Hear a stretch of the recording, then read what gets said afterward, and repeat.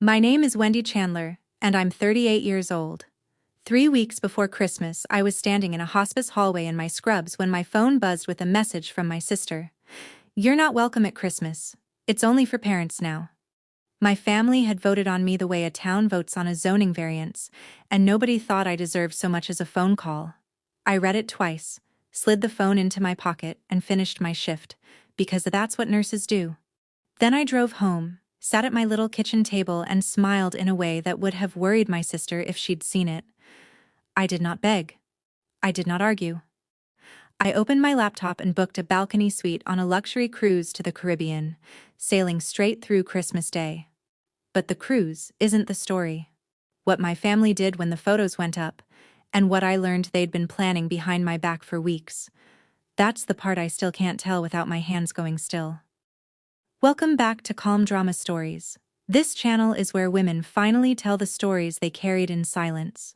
Stories about family, betrayal, and the quiet moments that change everything. If this story speaks to you, drop a comment below and be sure to subscribe. To make sense of that text, you should know what my days look like. I've been a hospice nurse in Marion, Ohio for 14 years.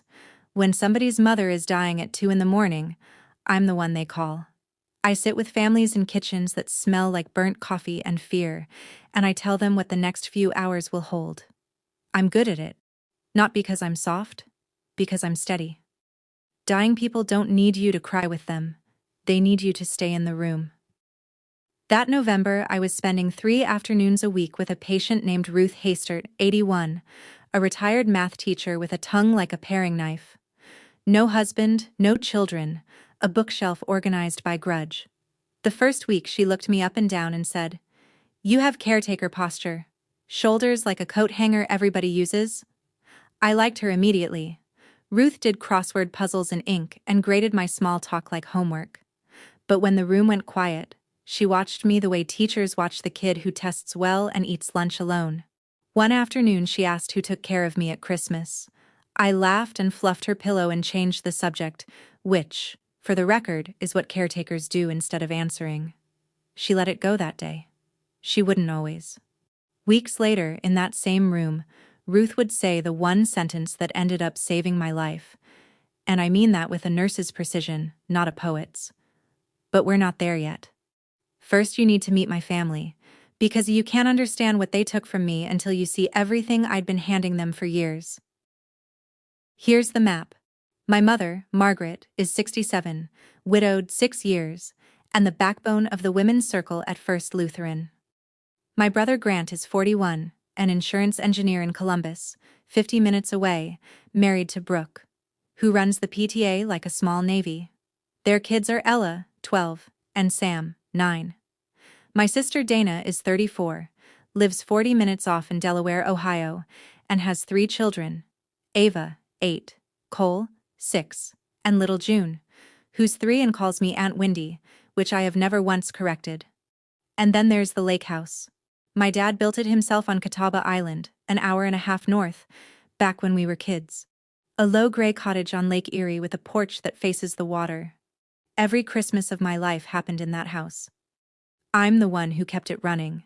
I put up the tree the first weekend of December. I baked the ham. I bought the stocking gifts marked "From Santa" so Dana could sleep in. When Mom's knees gave out, I'm the one who drove her to Catawba with the good tablecloth folded on my lap like a flag.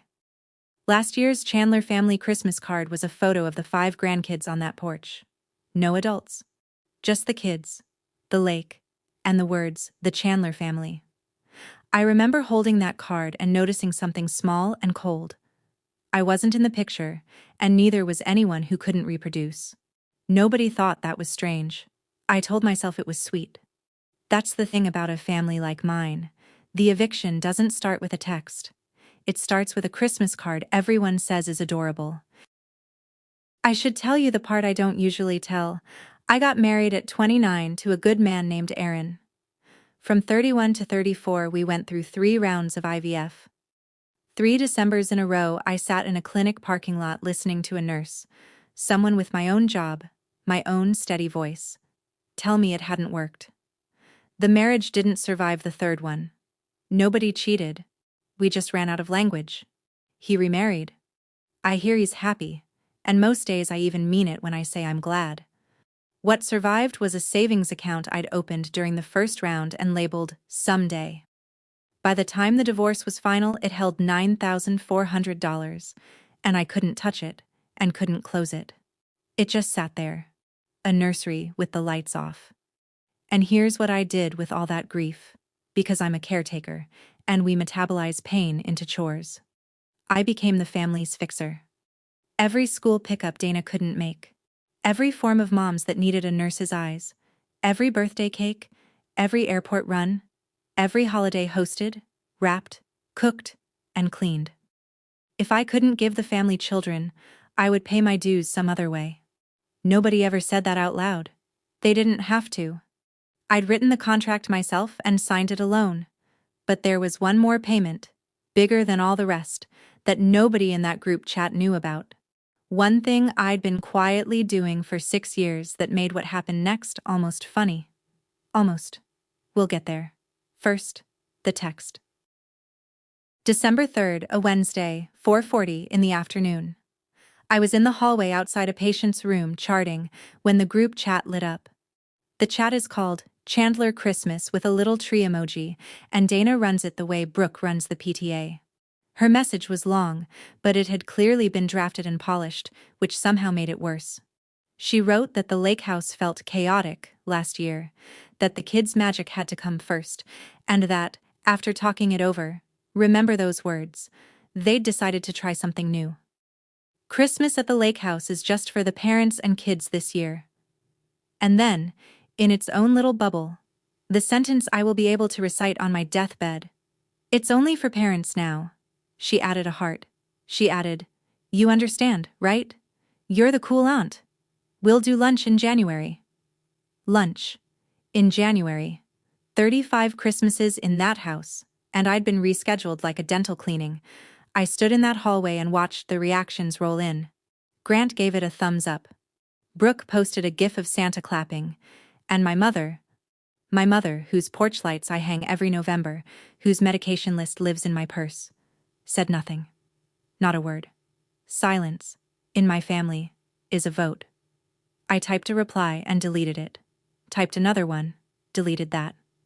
4 drafts. Each one smaller than the last, until what was left was nothing at all.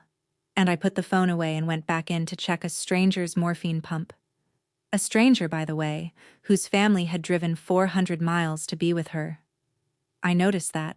Nurses notice everything. It's a curse.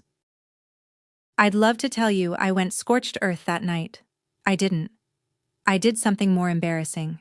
I negotiated. The next evening, I called Dana, and I hate telling this part, because you're going to hear a grown woman bidding on a folding chair. I offered to cook the whole dinner and leave before it was served. I offered to stay at a motel in Port Clinton and just slip in Christmas morning to watch the kids open their stockings. The stockings I fill, incidentally, though I didn't say that. I heard myself getting smaller with every offer, like an estate sale price tag being crossed out over and over. Dana was sweet the entire time, which is how she wins. It's not personal, she said, in the voice she uses on June when June wants a snack before dinner. It confuses the kids' magic, having extra adults hovering. It's not personal, it's just how families work. Extra adults. I want you to sit with that phrase the way I had to. 38 years old and I'd just been reclassified as surplus furniture. And then, because Dana always says one sentence too many, she added, honestly, we all talked about it, and everyone agreed it's healthier. I went still. Everyone agreed. When did everyone agree, Dana? A pause. The exact pause a nurse hears when a family member is about to lie about how the fall happened. It came up organically, she said. Organically. In my family, nothing has ever come up organically except cancer. I said goodnight, hung up, and stood in my kitchen doing the thing I do at work, reading the chart. Somewhere, there had been a meeting about me. I just couldn't see the room yet. Saturday, I drove the 10 minutes to my mother's house with a casserole, because in the Midwest, you can't confront anyone without a covered dish. Mom was at the counter addressing Christmas cards. This year's card, I noticed, was the grandkids again, on the lake house porch again. She wouldn't hold my eyes. "Don't make waves, honey," she said, before I'd even taken my coat off. "Dana's under so much pressure with the little ones. It's one Christmas." One Christmas. That's what people say when it isn't theirs. I asked her quietly if she'd been in the room when the new rule was invented. She straightened the cards into a stack. "It's what's best for the children," she said, which is the church version of pleading the fifth. And I understood something then, watching her line up those envelopes for the ladies of First Lutheran. My exile wasn't really about hovering aunts. It was about the seating chart at her church, where a woman's worth is counted in grandchildren the way a farmer counts acres. Just that week, at the nativity planning meeting, Arlene Hoffman had asked her, loudly, I'm told, "How many grandbabies now, Margaret?" 5 is a good number. 5 fits on a card. A divorced daughter with no stroller does not fit on a card. On my way out, I set the casserole on the counter next to her open mail, and my eye caught a bank statement and a line item I knew better than my own pulse, because it was mine. I looked away fast, out of habit. 6 years of habit. And that, right there, is the part of this story I'd been keeping even from myself. 6 years ago, my dad died of a heart attack at 63, in the garage, with the radio on. After the funeral, my mother sat me down at her kitchen table, just me, the nurse, the one who handles things, and showed me a folder. Dad had taken a home equity loan against the lake house to cover a bad roof, a worse furnace, and, we later pieced together, some quiet help he'd given a cousin. With his pension gone, Mom couldn't cover the